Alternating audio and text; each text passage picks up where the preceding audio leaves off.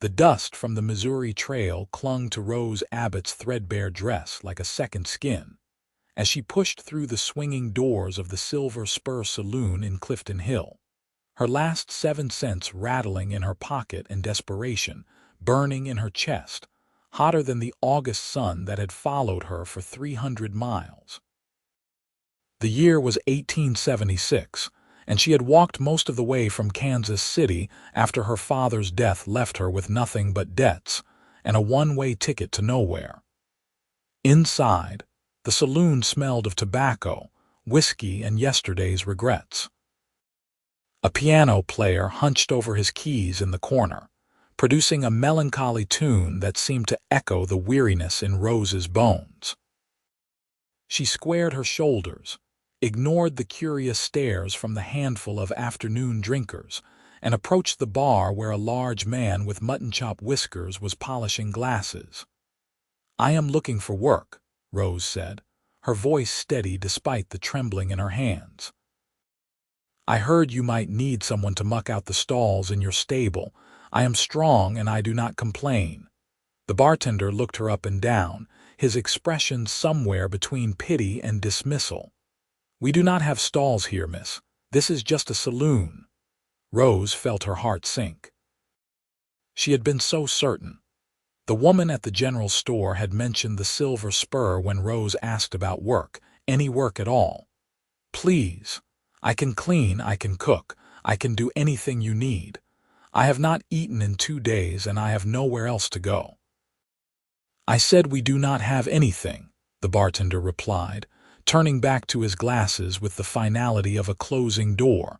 Before Rose could summon the energy to argue or beg, a voice spoke up from behind her. "Actually, I have something better."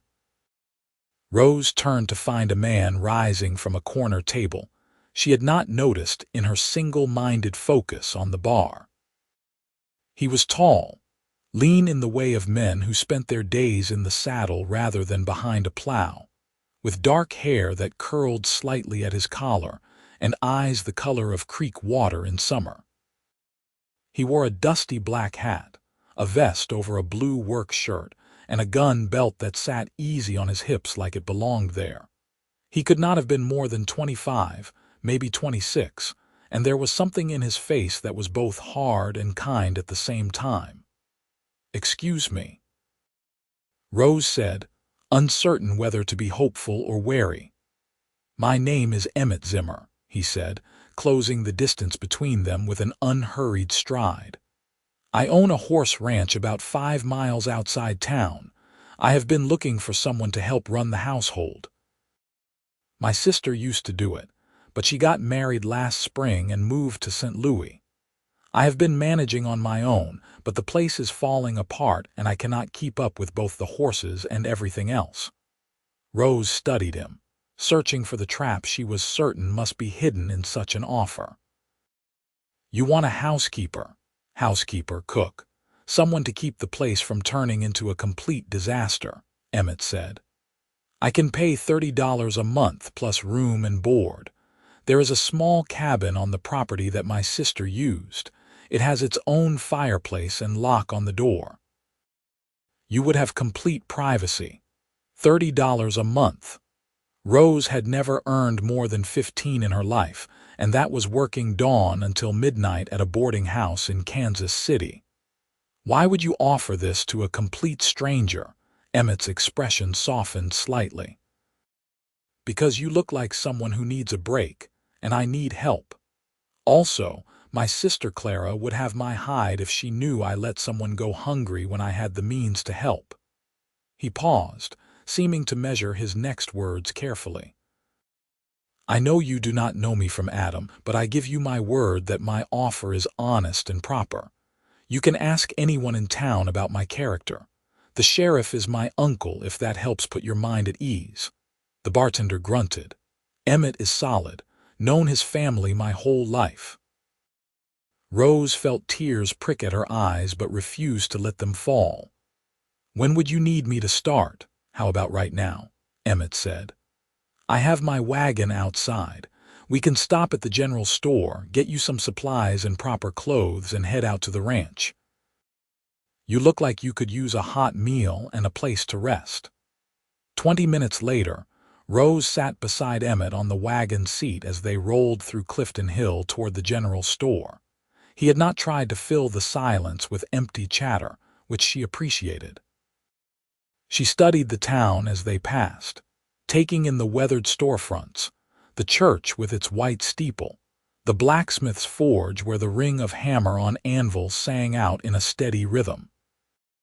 It was smaller than Kansas City, but seemed solid, established, like it planned to be around for a good long while. At the general store, Emmett proved to be as good as his word. He told the shopkeeper, a matronly woman named Mrs.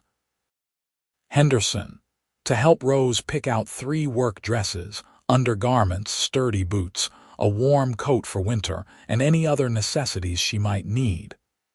When Rose protested that this was too much, that he could deduct it from her wages, Emmett simply shook his head. "Consider it part of the job," he said. "I need you to have proper clothes to work in.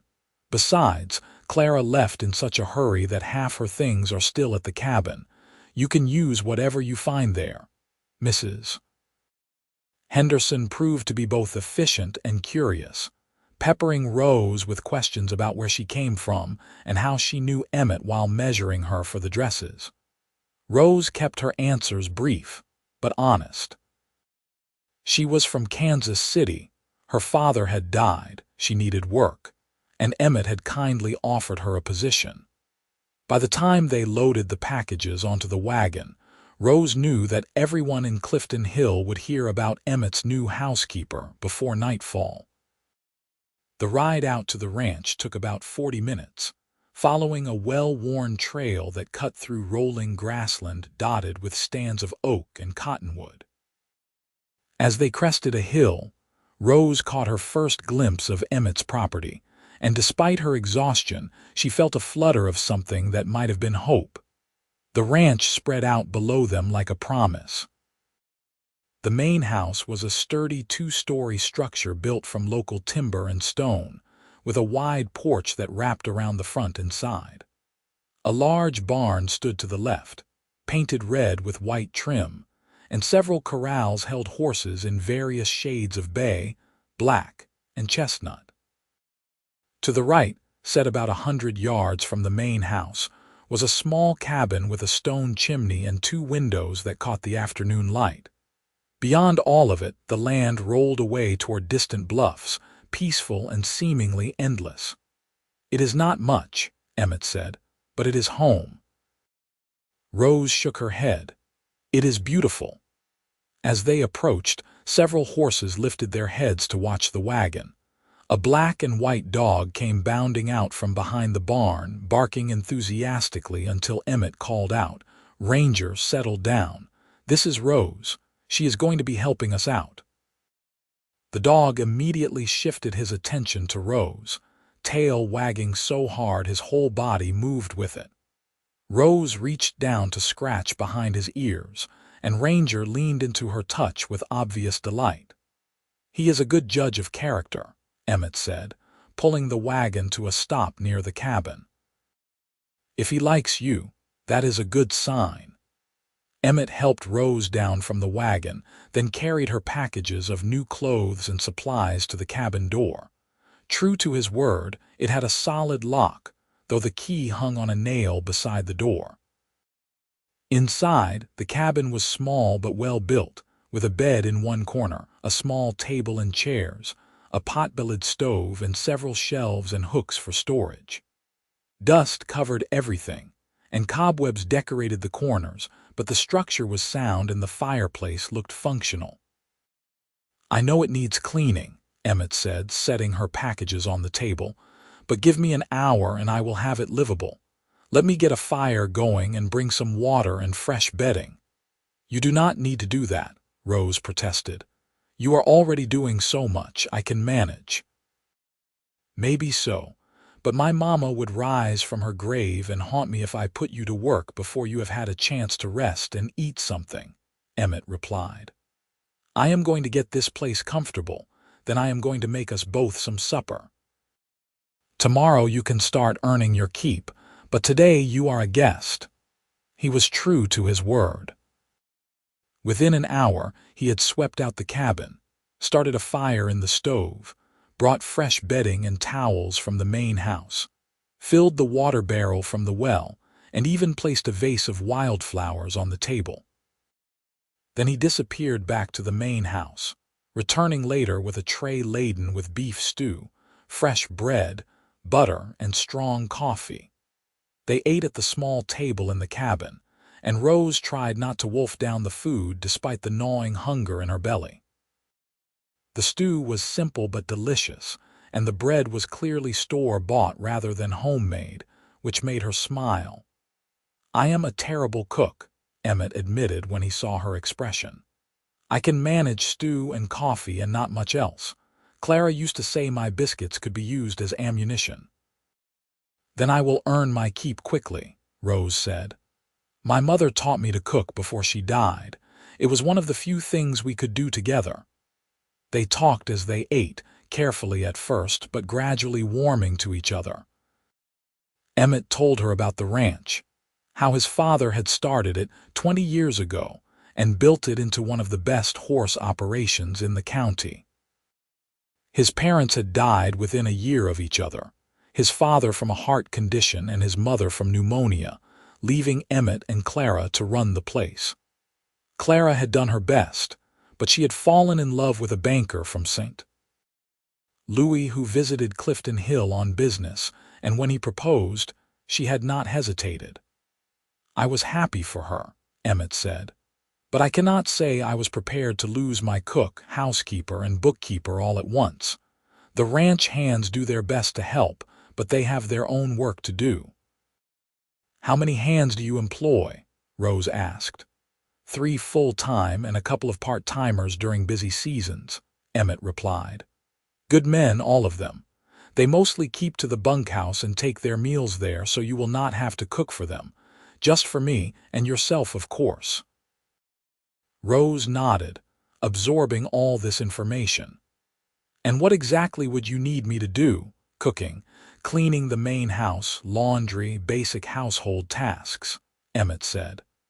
"Clara also helped with some of the bookkeeping and correspondence, but I do not expect that from you.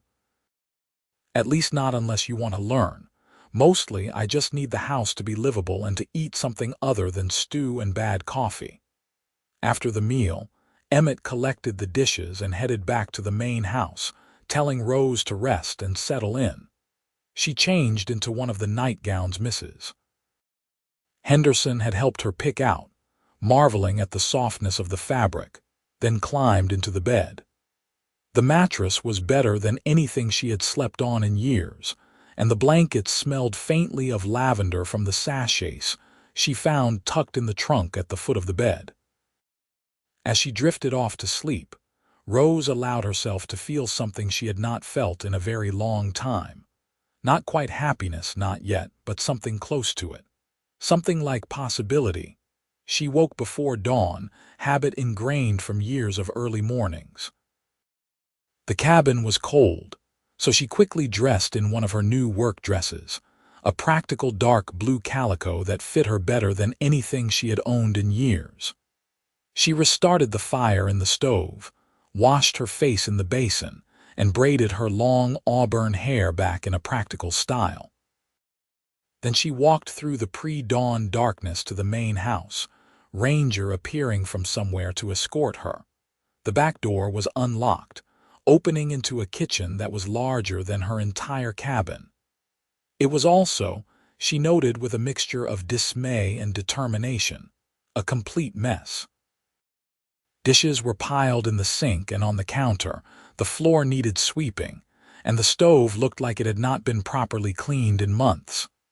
But it was a good kitchen, well equipped, with a large work table, plenty of storage and windows that would let in morning light.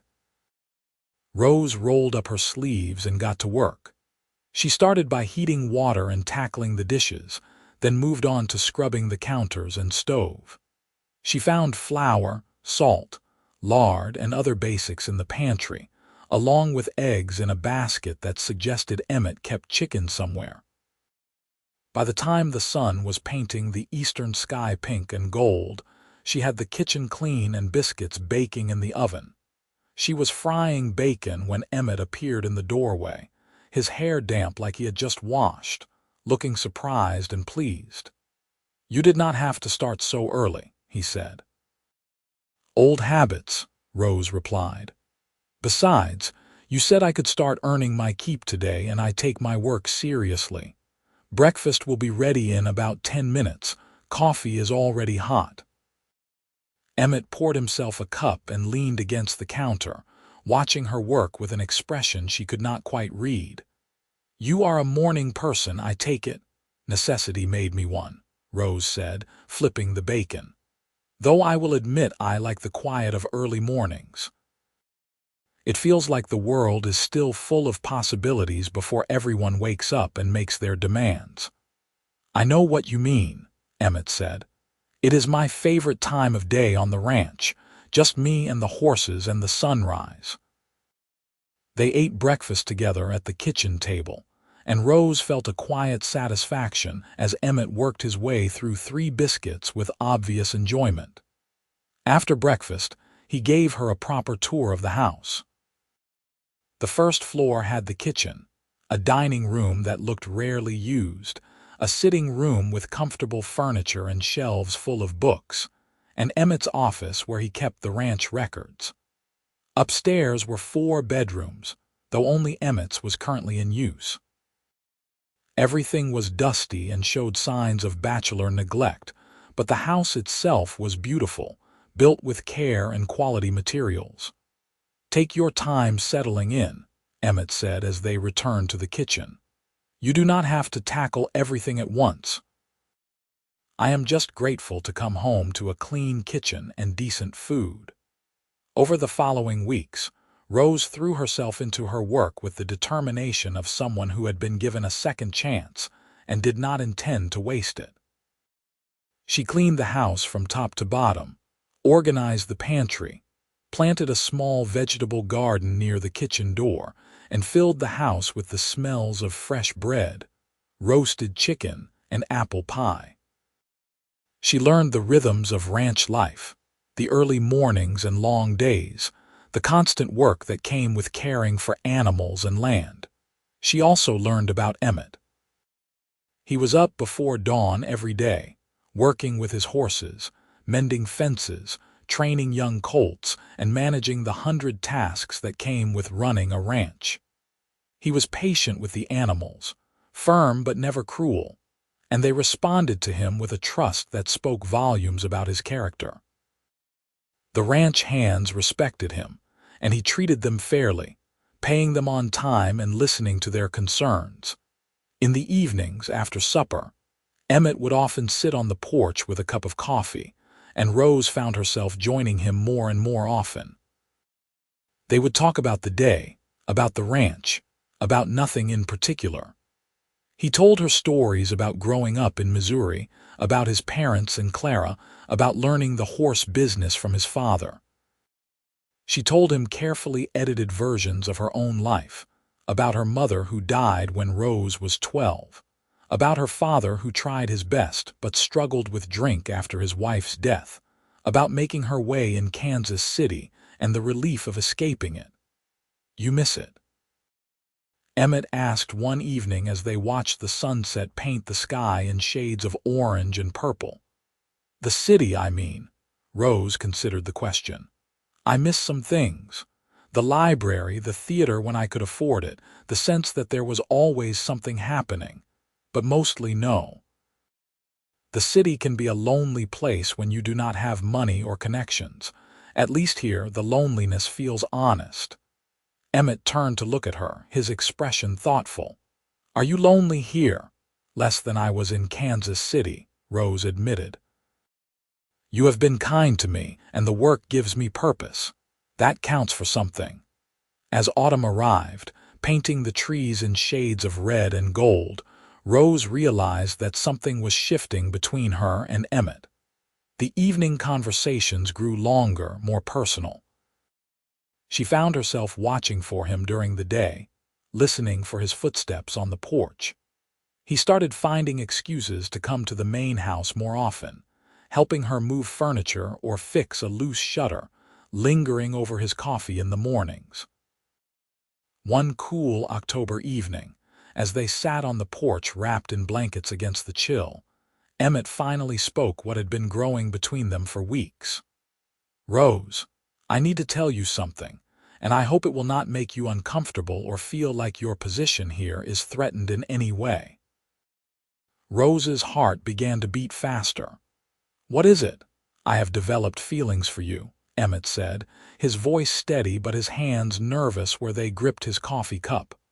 "Romantic feelings, I mean. I know you came here for work, for security, and I do not want to jeopardize that or make you feel pressured in any way.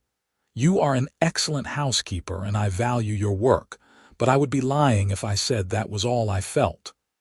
Rose stared at him, her mind racing. She had felt the pull toward him too, the way her breath caught when he smiled at her, the warmth that spread through her chest when he looked at her with those creek water eyes. But she had been so afraid to acknowledge it, certain that such feelings were a luxury she could not afford. "I do not know what to say," she admitted. "I care for you too, Emmett. I have for a while now, but I am terrified of ruining this, of losing what I have here. Not just the job, but the life I have started to build. You gave me that." "You built it yourself," Emmett corrected gently. "I just gave you the opportunity. And you do not have to say anything right now, Rose. I just wanted you to know how I felt. If you do not feel the same way, or if you need time, or if you just want things to stay as they are, I will respect that. Your position here is secure no matter what." "Can I think about it?" Rose asked, her voice barely above a whisper. "Of course," Emmett said. "Take all the time you need." But Rose did not need much time at all. That night, lying in her bed in the cabin, she realized that she had already made her decision. She had spent too many years being afraid, playing it safe, denying herself any chance at happiness because she was too focused on mere survival. Emmett offered her something different, not just security but partnership, not just a job but a life. And yes, love, if she was brave enough to reach for it. The next morning she found him in the barn, working with a young chestnut mare. She waited until he finished, until he turned and saw her standing there, and then she walked straight up to him and said, "I have thought about what you said last night. I do feel the same way. I am scared, but I care about you, Emmett. I think I might be falling in love with you." The smile that broke across Emmett's face was like sunrise. "Really? Really?" Rose confirmed, and then she was in his arms and he was kissing her, gentle at first and then deeper, full of weeks of restrained longing. The mare snorted behind them, breaking the spell, and they pulled apart, laughing. "We should probably figure out how this is going to work," Rose said, her face flushed and her heart racing. "The practical aspects, I mean." "We can take it slow," Emmett said, still holding her hands.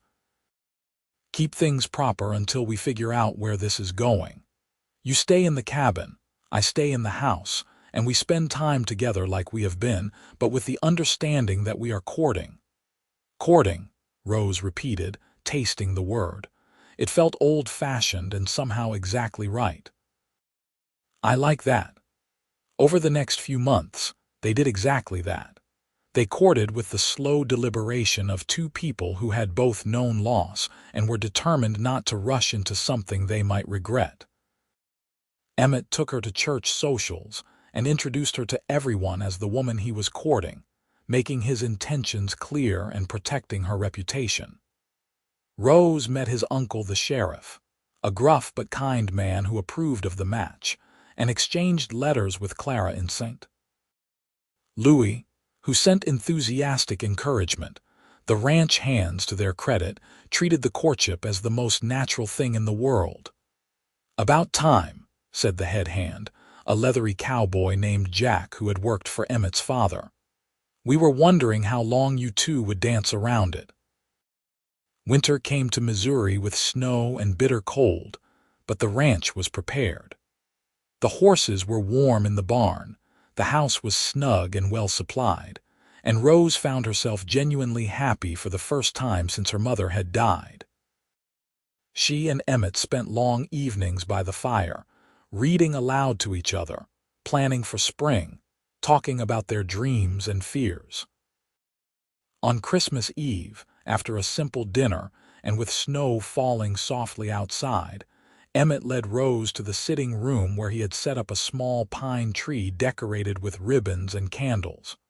Under the tree was a single-wrapped package.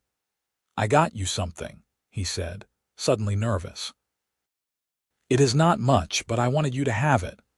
Rose opened the package to find a beautiful shawl in deep green wool, soft and warm and clearly expensive. "Emmett, this is too much." "Not for you," he said. "Never for you, Rose." He paused, then reached into his pocket and pulled out a small velvet box. "But that is not your real present. This is." Rose's breath caught as he opened the box to reveal a gold ring set with a small but beautiful ruby. "Rose Abbott, will you marry me? Will you let me spend the rest of my life trying to make you as happy as you have made me these past months?" "Yes," Rose said, tears streaming down her face. "Yes, Emmett, I will marry you." He slipped the ring onto her finger and it fit perfectly. They were married in February 1877, in the small church in Clifton Hill, with half the town in attendance. Clara came from St. Louis with her husband, and even Mrs. Henderson from the general store dabbed at her eyes during the ceremony. Rose wore a dress of cream-colored silk that Clara had helped her choose, and Emmett wore his best suit, his hair slicked back and his eyes full of love as he watched his bride walk down the aisle. After the wedding, they held a reception at the ranch, with tables set up in the barn and food enough to feed everyone who came. The ranch hands played fiddle and banjo, and Emmett danced with Rose until her feet ached and she was breathless with laughter. That night, Rose moved her few belongings from the cabin to the main house, to the bedroom that was now theirs. They made love for the first time with tenderness and patience, learning each other slowly, and afterward Rose lay in Emmett's arms and marveled at how far she had come from that desperate woman who had walked into the Silver Spur Saloon asking to muck stalls. "What are you thinking about?" Emmett murmured, his fingers tracing lazy patterns on her shoulder. "How my life could have turned out so differently," Rose said. "If you had not been in that saloon that day, if you had not offered me something better." "I was the lucky one," Emmett said. "I offered you a job, you gave me a life." Spring brought new life to the ranch. The mares foaled, producing strong, healthy colts that would eventually be trained and sold. Rose's garden flourished, providing fresh vegetables for their table. They settled into married life with the ease of two people who had been partners before they ever shared a bed, working side by side to manage the household and the ranch. In May, Emmett surprised Rose by bringing home a piano he had ordered from Kansas City. "You mentioned once that your mother used to play," he said, as the delivery men wrestled it into the sitting room. "I thought you might like to learn." Rose threw her arms around him, overwhelmed by his thoughtfulness. She did learn, slowly at first, picking out simple melodies in the evenings after the work was done. Emmett would sit and listen, or sometimes join her on the bench, and those moments became some of her most treasured. Summer brought its own challenges and joys. The heat was intense, and the work was endless, but Rose had never been happier. She and Emmett had fallen into an easy rhythm, anticipating each other's needs, supporting each other through the difficult days, celebrating the good ones. In August, Rose realized she had missed her monthly courses. At first she told herself it was stress or the heat, but by September there was no denying it. She was pregnant. She waited until she was certain, until she had seen the doctor in town who confirmed her suspicions, before telling Emmett. She chose their anniversary, the day they had been married for 7 months, to share the news. She made his favorite dinner, roasted chicken with all the trimmings, and waited until they were finished eating before she took his hand and said, "I have something to tell you. We are going to have a baby." Emmett's face went through a series of expressions, shock, joy, wonder, before settling on something that looked like awe. "Really? Rose, are you sure?" "The doctor confirmed it this morning," Rose said, laughing at his expression. "I am about 3 months along. The baby should come in early spring." Emmett stood up so fast he nearly knocked over his chair, then pulled Rose into his arms, holding her carefully like she might break. "We are going to be parents," he said, his voice choked with emotion. "I cannot believe it. This is the best news, Rose. The absolute best." They spent the evening making plans, talking about names and nurseries and all the changes a baby would bring. Emmett insisted that Rose reduce her workload, and despite her protests that she felt fine, he hired a girl from town to come help with the heavier cleaning. He also wrote to Clara, who responded with a letter full of exclamation points and promises to visit after the baby was born. The pregnancy progressed smoothly through fall and into winter. Rose experienced the usual discomforts, but nothing serious, and she glowed with a contentment that made Emmett fall in love with her all over again. He was attentive and protective, sometimes annoyingly so, but Rose knew it came from love and let him fuss. On a cold March morning in 1878, with snow still on the ground but the first hints of spring in the air, Rose went into labor. Emmett had already brought the midwife, Mrs. Carson, out to the ranch a week earlier, refusing to risk a delay when the time came. He paced the floor downstairs while Mrs. Carson and her assistant helped Rose through the long hours of labor. Just after dawn, a baby's cry rang through the house, strong and healthy. Emmett took the stairs 2 at a time, bursting into the bedroom to find Rose exhausted but smiling, holding a squirming bundle wrapped in a white blanket. "It is a boy," Rose said, her voice hoarse from exertion but full of joy. "We have a son, Emmett." Emmett approached slowly, almost reverently, and looked down at his son for the first time. The baby had dark hair and Rose's nose, and as Emmett watched, he opened his eyes to reveal them as blue-gray, though the midwife warned they might change color. "He is perfect," Emmett whispered. "Absolutely perfect. Have you thought about names?" They had discussed several possibilities, but as Rose looked at her husband holding their son with such tenderness, she knew which name felt right. "What about Robert, after your father? We can call him Robbie." "Robert Zimmer," Emmett said, testing it out. "I like it, I love it." He carefully returned the baby to Rose's arms, then kissed her forehead. "Thank you. Thank you for this, for him, for everything."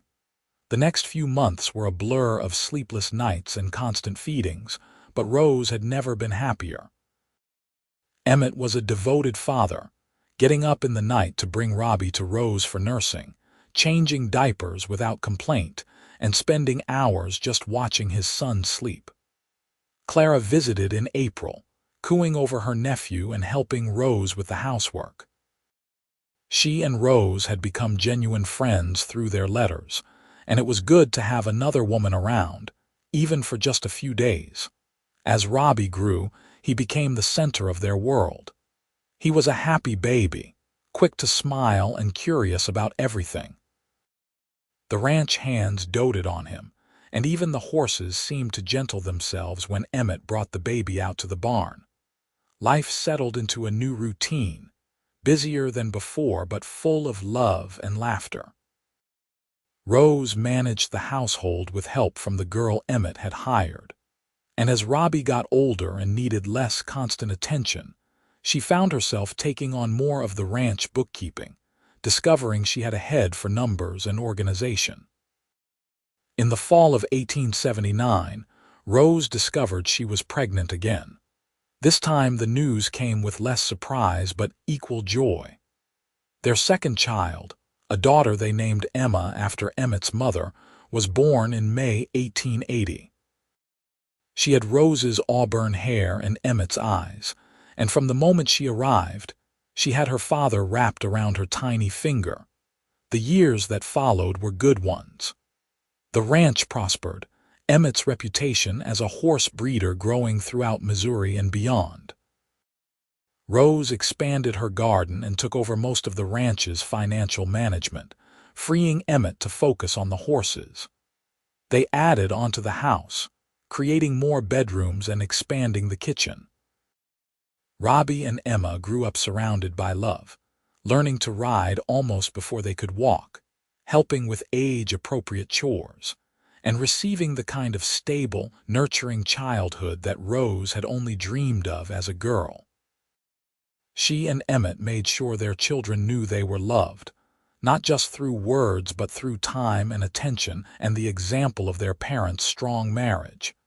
In 1883, Rose gave birth to their third child, another son they named Jacob. He was followed by a daughter, Catherine, in 1886. The house that had once felt too large for just Emmett was now filled with the sounds of children, with laughter and occasional arguments, with the vibrant chaos of a growing family.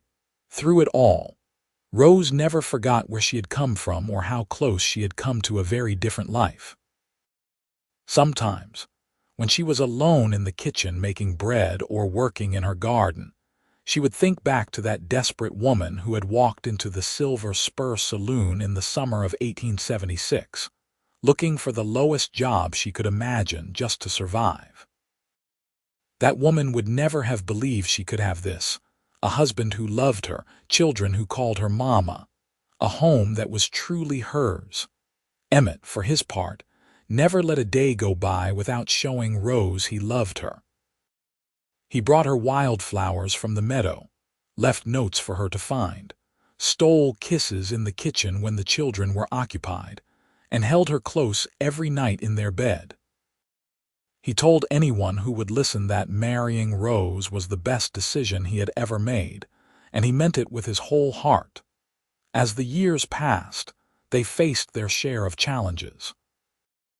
There were harsh winters and dry summers, sick livestock and financial pressures, the normal trials of raising children and managing a business.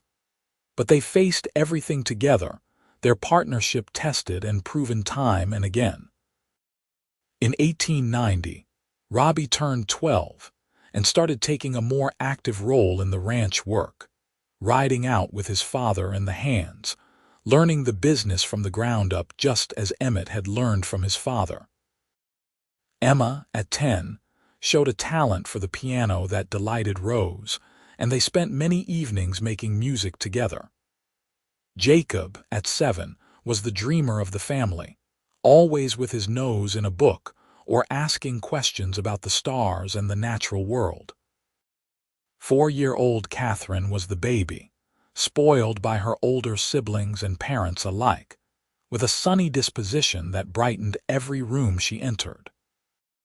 One evening in the spring of 1891, after the children were in bed, Rose and Emmett sat on the porch as they had done countless times before, watching the sunset paint the Missouri sky in shades of pink and gold. Ranger had long since passed, but they now had 2 younger dogs, descendants of the original, who lay at their feet. "You remember the first time we sat here together?" Rose asked, reaching for Emmett's hand. "I remember every moment with you," Emmett said, squeezing her fingers gently. "But yes, I especially remember those early days. I was half in love with you already but too scared to admit it." "I was terrified," Rose admitted. "Of my feelings, of trusting someone, of believing I deserved something good. You were so patient with me." "You were worth the wait," Emmett said. "You are worth everything, Rose." They sat in comfortable silence, watching as the first stars began to appear in the darkening sky. From inside the house came the sound of Robbie helping Emma practice her piano scales, punctuated by Jacob's laughter at something Catherine had said. "We have built a good life," Rose said softly. "Better than I ever dreamed possible." "We are not done yet," Emmett replied. "We have years ahead of us, watching our children grow, maybe grandchildren someday. More sunsets like this one, more mornings waking up beside you. I plan to spend the rest of my life making you happy, Mrs. Zimmer." "You already have," Rose said. "Every single day you already have." As 1891 turned into 1892 and beyond, the Zimmer family continued to grow and thrive. Robbie proved to have inherited his father's way with horses, developing a reputation as a talented trainer even in his teenage years. Emma's musical ability blossomed, and she began teaching piano to younger children in Clifton Hill, earning her own money and developing confidence. Jacob's curiosity led him to become an excellent student, and his teachers predicted he would go to college someday. Catherine, growing out of babyhood, showed signs of inheriting both her mother's practical nature and her father's way with animals. Rose expanded her role beyond just household management, becoming Emmett's full partner in running the ranch. She handled all the correspondence, managed the finances, negotiated contracts, and even accompanied Emmett on buying trips when the children were old enough to be left in Emma's capable hands for a few days. She discovered she had a talent for business, and more than one dealer who tried to cheat the little lady found himself outmaneuvered by Rose's sharp mind and sharper tongue. The ranch itself grew beyond what Emmett's father could have imagined. They bred some of the finest horses in Missouri, known for their strength, speed, and temperament. Orders came from as far away as Texas and Kansas, and the Zimmer brand became synonymous with quality. They hired more hands, built a larger barn, and acquired additional land. They prospered, but they never forgot the values that had built their success: hard work, integrity, and treating people fairly. In the summer of 1895, Clara visited from St. Louis with her own 3 children, and the cousins ran wild together across the ranch, filling the days with adventure and laughter. In the evenings, Rose and Clara would sit together, reminiscing about the past and marveling at how their lives had unfolded. "I knew you and Emmett were perfect for each other from the first letter he sent me about you," Clara confided. "He wrote about this woman who had come to work for him, and I could tell even through the words on the page that he was smitten." "He never told me that," Rose said, surprised and pleased. "My brother has always been better at showing his feelings than talking about them," Clara said. "But even when we were children, I knew that when he finally fell in love, it would be forever. He is loyal to his bones, Rose." "You could not have chosen a better man." "I know," Rose said. "Believe me, I know how lucky I am." "It is not luck," Clara corrected. "It is what you both built together. Luck might have brought you to that saloon the day Emmett was there, but everything since has been the two of you choosing each other every day." As the 19th century drew to a close, the world was changing rapidly. New technologies were emerging, the frontier was closing, and the Wild West that had defined so much of American life was fading into history and legend. But on the Zimmer Ranch in Clifton Hill, Missouri, the important things remained constant: family, hard work, love, and the land. In 1898, Robbie turned 20 and announced his engagement to a local girl named Sarah Mitchell, the daughter of a neighboring rancher. The wedding was planned for the following spring, and Rose threw herself into preparations with enthusiasm, delighted that her eldest son had found love and chosen to build his life near home. Emmett gave Robbie a parcel of land adjacent to the main ranch property, and they began building a house for the young couple. Emma, at 18, had blossomed into a beautiful young woman with her mother's determination and her father's kind heart. She had several suitors, but she made it clear she was in no hurry to marry, wanting to continue her music teaching and help with the ranch operations. Rose supported her daughter's independence, seeing in Emma the self-assurance she herself had taken years to develop. Jacob, at 15, remained the scholar of the family, but he also proved to have a gift for working with difficult horses, the ones that had been mistreated or were naturally skittish. He had the patience to gentle them, earning trust through calm persistence. Emmett began training him more seriously in this specialized work. Catherine, at 12, was becoming a skilled rider and showed interest in the breeding side of the operation. She loved the foals and spent hours in the barn, learning everything she could from her father about bloodlines and conformation. On a warm evening in September 1899, Rose and Emmett hosted a dinner to celebrate Robbie and Sarah's engagement. The house was full of family and friends, the table laden with food that Rose and Emma had prepared together. After the meal, as the guests mingled and the younger children played outside in the lingering daylight, Emmett stood and tapped his glass for attention. "I want to say a few words," he began, and the room quieted.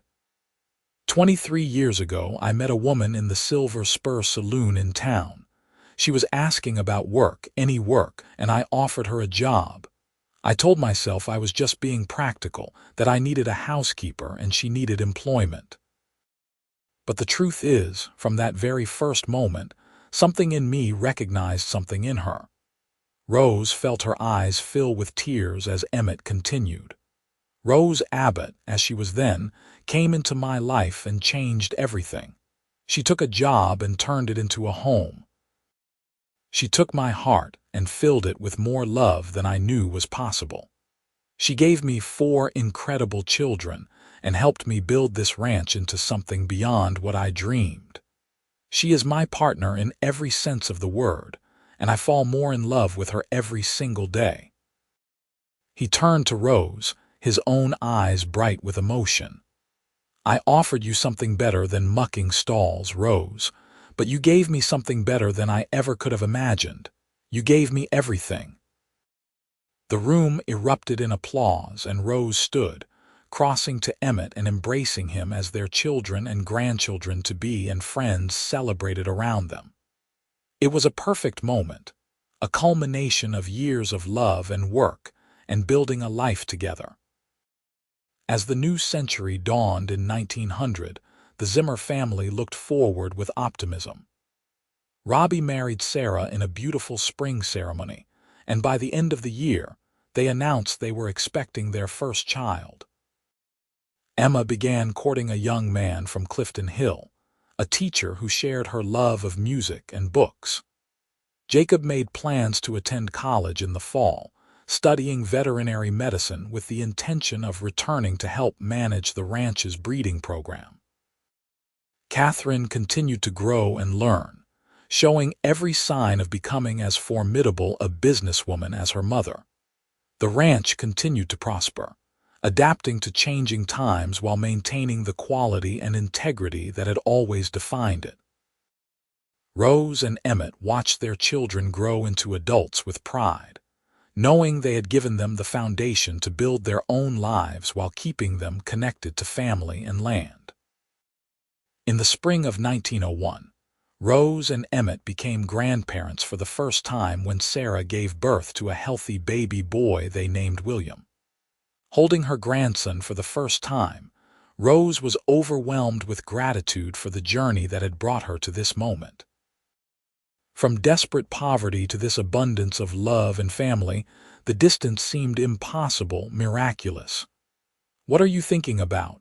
Emmett asked, coming to stand beside her as she rocked baby William. "Everything," Rose said. "How far we have come, how blessed we are. How grateful I am that you were in that saloon that day." "I was thinking the same thing," Emmett admitted, "about how offering you a job was the best decision I ever made." "You offered me something better," Rose reminded him, echoing the words that had started it all. "You always have, from that very first day." Years continued to pass, each bringing its own joys and challenges. Emma married her teacher and they settled in Clifton Hill, where she continued her music teaching and he taught at the local school. Jacob completed his veterinary training and returned to the ranch, bringing with him a wealth of knowledge that helped modernize their breeding program. Catherine married a young man who shared her passion for horses, and they became partners in expanding the ranch's operations. More grandchildren arrived, filling the house with laughter and chaos during holidays and family gatherings. Rose and Emmett became the beloved patriarch and matriarch of a large, close-knit family, the foundation upon which all the others built their lives. In 1910, as Rose and Emmett celebrated their 33rd wedding anniversary, they sat once again on the porch they had worn smooth with decades of conversations and companionship. They were older now, with silver threading through their hair and lines marking their faces, but the love between them burned as bright as ever. "Do you have any regrets?" Rose asked, a question she had never asked before. Emmett considered it carefully, then shook his head. "Not a one.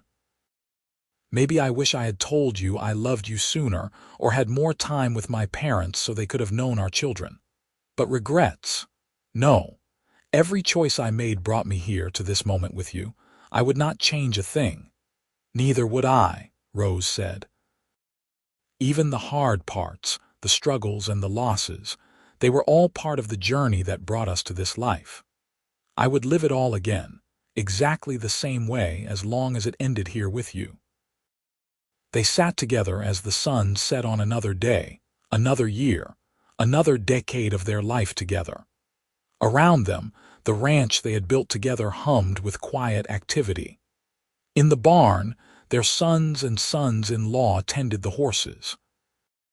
In the house, their daughters prepared dinner while grandchildren played and laughed.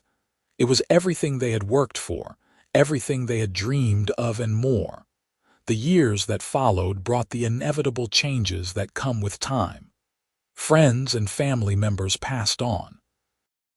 The world continued to modernize, and the ranch adapted or risked being left behind. But through it all, Rose and Emmett remained each other's constant, each other's home. In 1920, they celebrated their 43rd anniversary surrounded by children, grandchildren, and even a few great-grandchildren. The family had grown beyond what they had imagined, branching out but always connected to the original trunk of Rose and Emmett's love. At the party, their grandson William, now a young man of 19, asked them the secret to such a long and happy marriage. Rose and Emmett looked at each other, communicating in that wordless way that decades of partnership had perfected. "Choose each other every day," Rose said finally.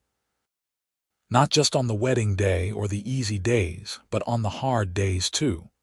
When things are difficult, when you are tired or frustrated or uncertain, you choose to love that person anyway. And remember that you are partners," Emmett added. "Not one person serving the other, but two people building something together. Respect each other's strengths and support each other's weaknesses. Listen more than you talk, and never go to bed angry if you can help it. Also, it helps if you genuinely like the person you are married to," Rose said with a smile. "Love is important, but friendship is what keeps you together when love alone is not enough."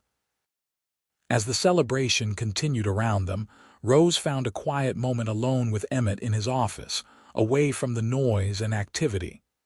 She pulled him close and kissed him, soft and sweet. "Thank you," she said. "For what?" Emmett asked. "For offering me something better," Rose said. "For seeing me when I was invisible. For giving me not just a job but a life, a family, a purpose. For loving me all these years."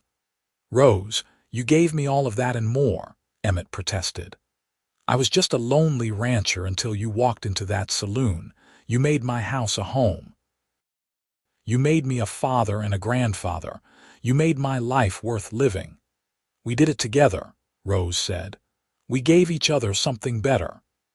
They stood together in comfortable silence, listening to the sounds of their family celebrating in the other room. The ranch that had started as Emmett's father's dream and become Emmett's inheritance was now a true family enterprise, with all their children and several grandchildren involved in various aspects of the operation.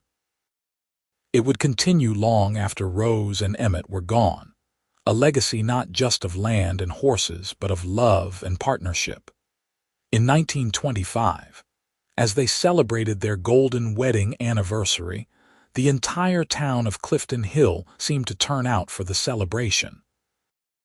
Over 50 years, Rose and Emmett had become pillars of the community, known for their generosity, their strong marriage, and the success of their ranch.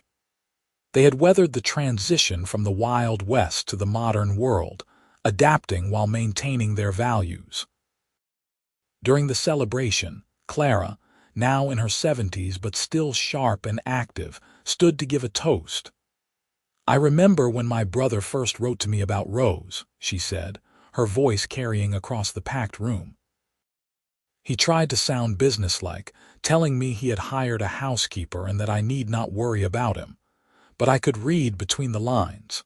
He was already in love with her, even if he did not know it yet." Laughter rippled through the crowd, and Emmett squeezed Rose's hand under the table. "What I did not know then," Clara continued, "was that Rose would become not just my brother's wife but my dear friend, that she would take a struggling ranch and help turn it into an empire, that she would raise 4 wonderful children who would give us beautiful grandchildren and great-grandchildren, that she and Emmett would become an example to all of us of what a true partnership looks like." Clara raised her glass.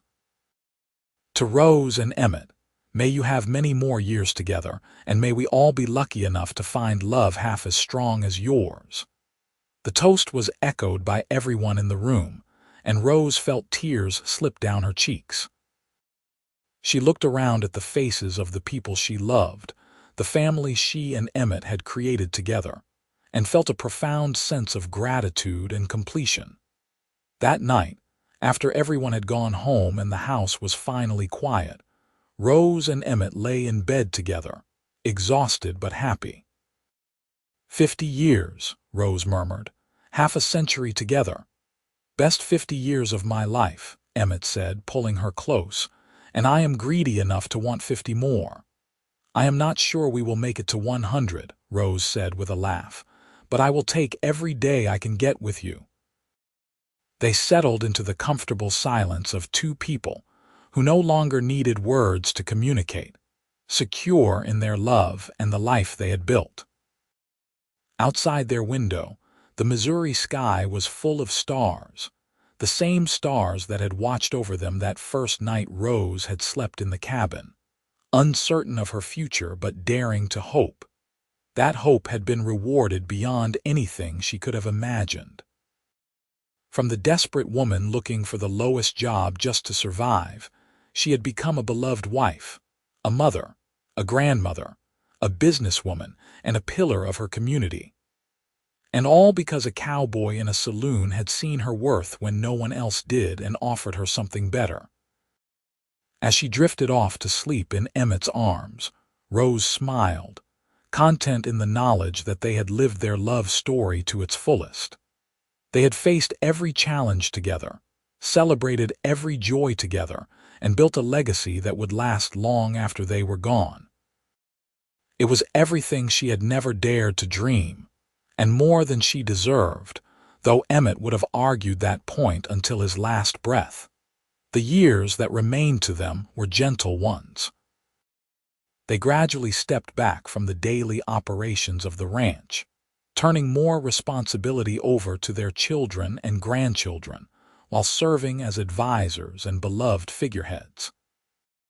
They spent their days enjoying each other's company, taking slow rides across the property, sitting on the porch watching sunsets, and delighting in visits from their ever-growing family.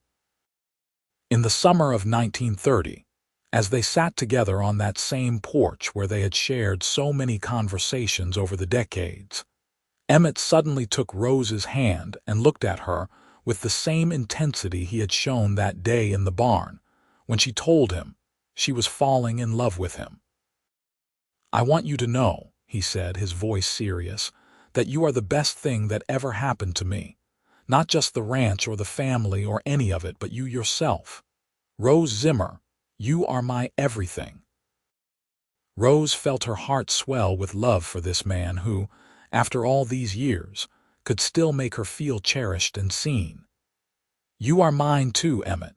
You always have been, from that first day when you offered me something better and changed my whole life."